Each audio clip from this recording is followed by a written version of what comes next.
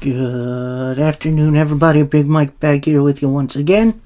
Welcome back to Big Mike Talks, where today I'm going to bring to you my kind of sort of predictions for WrestleMania 40. Now, this isn't going to be my full predictions. That's going to come in another week or so, closer to the show. But I think I'm going to take a shot at least giving it an educated guess on where the matches are going to lay for both nights of WrestleMania. If you remember my early predictions, I definitely got some stuff wrong. And some mild spoilers from Raw, as I will review those on Friday. So, let's kick back, relax, and I'll get it right into this one. So we start with night one, that's WrestleMania Saturday, and we kick off with the undisputed tag team title ladder match, which is going to be competed in with 6 teams.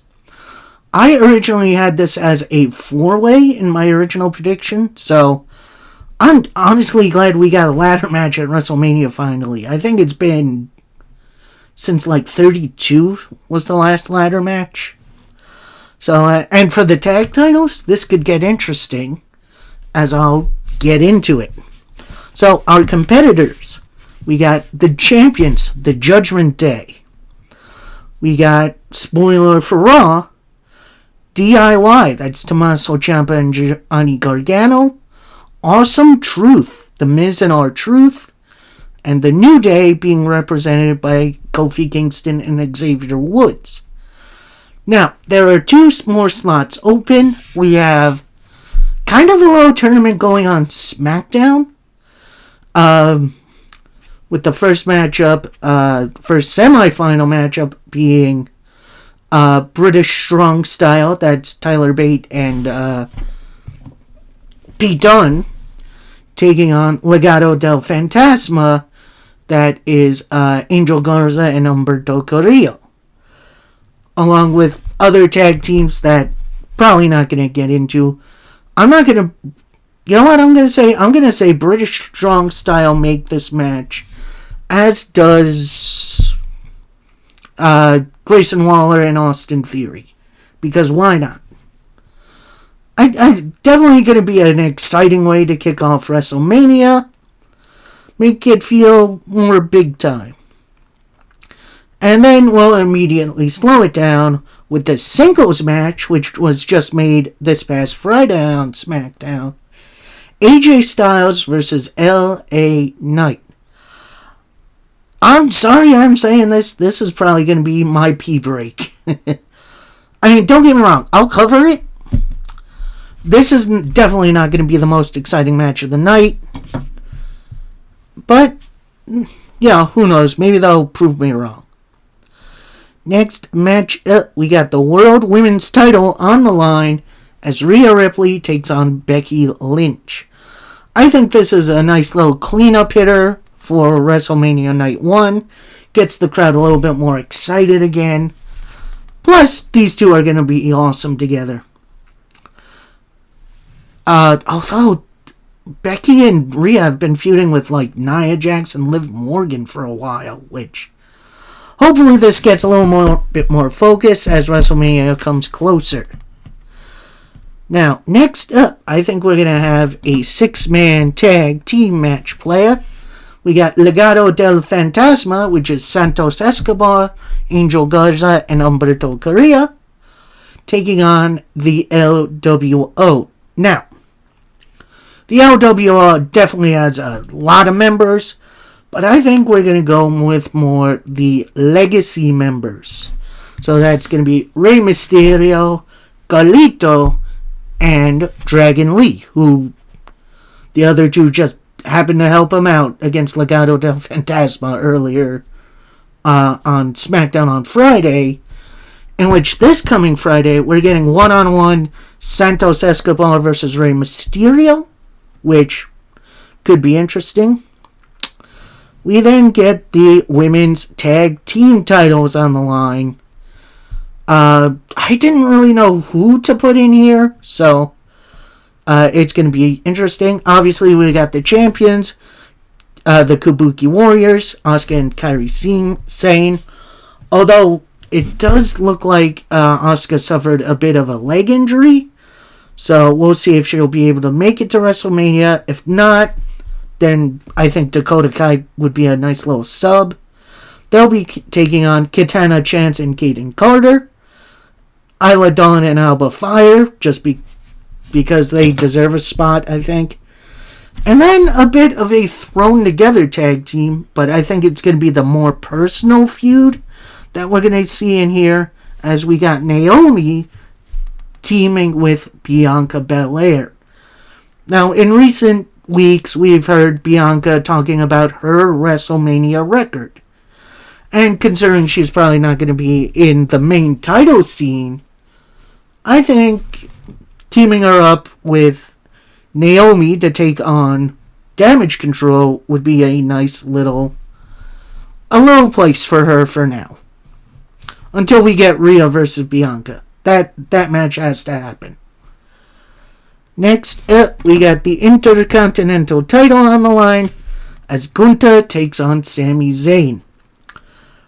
And I'm gonna level with you. I do wish Chad Gable would be added to this. Maybe he will, maybe he won't. Maybe he'll be, Sami Zayn's personal trainer going forward. Maybe he'll be the, what's the name of the Rocky Balboa's trainer? He'll be him for Sami Zayn. But then Sami, I think, is gonna end up losing. Little spoiler alert. And then we got our main event of night one. You got the Bloodline, that's The Rock and Roman Reigns, taking on the Cody Vengers, that's Cody Rhodes and Seth Rollins. And we got a pretty interesting stipulation for this match. If the Bloodline win, main event of night two, it's going to be Bloodline rules, and I have no idea what that means. Could mean, Bloodline member in every corner. Could mean,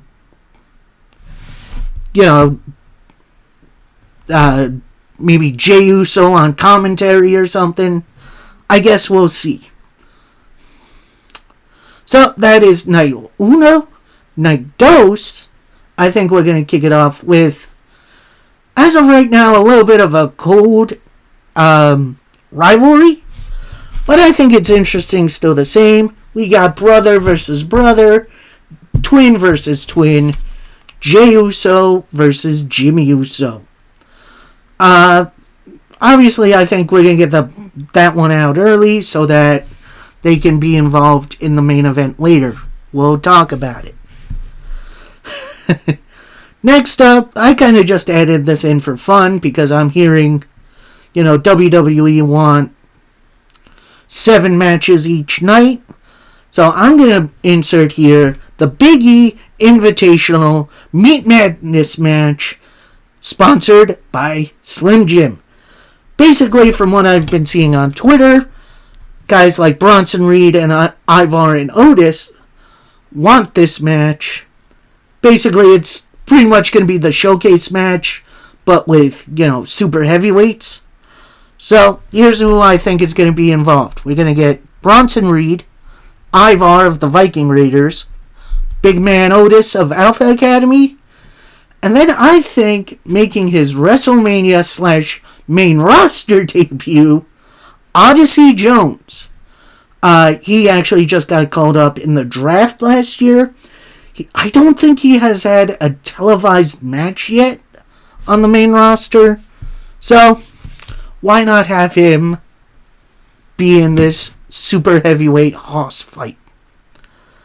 Next up, we got the other 6-man tag team match, except this one is going to be a Philadelphia street fight. As you got the Final Testament, that's Karrion Kross, Akam, Razor, and then maybe throw Scarlett in there as well, as they take on Bobby Lashley, the Street Profits, and B-Fab.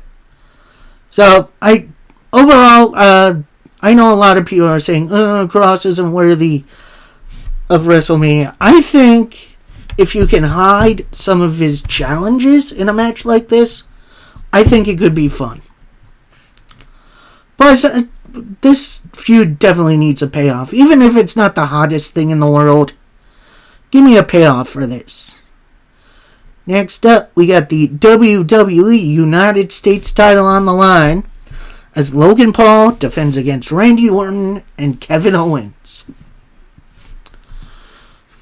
Honestly, this match should be really, really awesome. And, I'm always good with having a triple threat match on a WrestleMania card. Excuse me. Next up, we got the WWE World Heavyweight title on the line as Seth Rollins takes on Drew McIntyre. I'm going to say this. I don't think this is going to be... I know a lot of people have this match opening the show. I think if we have it a little later, it definitely makes the title feel a bit more important. And, heck, maybe this gets made into a triple threat with a certain Mr. Money in the Bank. Next up, we got the WWE Women's title match as it's Io Sky taking on Bayley. This has been the most interesting matchup and feud WWE have besides the Bloodline stuff. And I think it deserves more of a prominent spot. Like, I feel like this should be the main event of night one, but obviously you got The Rock involved, so he's going to take that spot. So I think having this match being the semi-main event definitely makes it feel more important.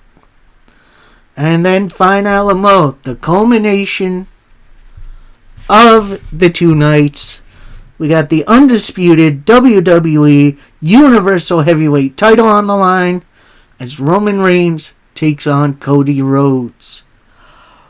This whole situation has been a roller coaster, especially with The Rock getting involved and, now joining the Bloodline.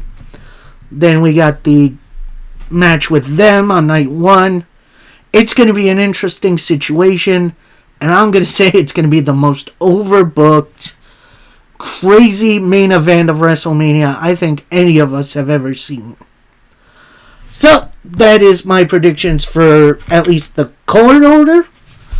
Hopefully I'm right. I don't see myself being wrong, but we shall see. But then, we're a couple weeks away. So it's going to be an interesting one. This Friday, going to cover Raw, Power, and AEW Dynamite. Monday, going to cover Rampage, SmackDown, and I believe Collision. Although, I think that got taken off the air because of the NCAA tournament. So, maybe no Collision this week, which is going to be interesting. And then in the next coming weeks, I'll give you my predictions for WrestleMania. Then the Monday after, I'll give you a recap. It's going to be interesting. It's going to be fun. I can't believe it's WrestleMania already. It feels like we just got out of WrestleMania 39. It's been quite a journey for everyone involved. And I can't wait to see how it culminates. So, I hope you guys enjoyed. And until next time, happy wrestling, everybody. Peace.